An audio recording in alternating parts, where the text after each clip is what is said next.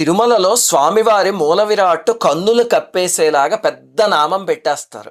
మరి ఆయన కన్నులు దర్శించుకోవాలంటే ఎలాగా అంటే గురువారం రాత్రి పూలంగి సేవ అని జరుగుతుంది. అది అయ్యాక నామానికి సడలింపు చేసి చిన్నది చేస్తారు. అందువల్ల శుక్రవారం నాడు అభిషేకం కానీ, ఆ తర్వాత దర్శనం కానీ దొరికితే అప్పుడు మనం స్వామివారి నేత్ర దర్శనం చేసుకోవచ్చు. ఎందుకు ఇలా చేశారు అంటే రామానుజుల వారి కాలంలో ఈ మూర్తి శివుడని, అమ్మవారని, కుమారస్వామని, బుద్ధుడని ఇలాంటి చాలా వాదనలు వస్తే ఆయన పురాణాల ఆధారంగా అది విష్ణుమూర్తి అని నిరూపించి భవిష్యత్తులో ఇలాంటి సందేహం రాకుండా 3 కట్టుదిట్టాలు చేశారు.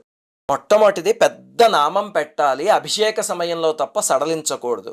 రెండవది స్వామివారి మూల విరాట్కి శంఖచక్రాలు లేవు, పైన ఆభరణాల కింద పెట్టాలి, ఎప్పుడూ వాటిని తీయకూడదు. ఇంకా మూడవది స్వామి వక్షస్థలంలో ఇరువైపులా అమ్మవారి మూర్తులు పెట్టాలి. 3 నియమాలు రామానుజుల వారు ఆదేశించారు.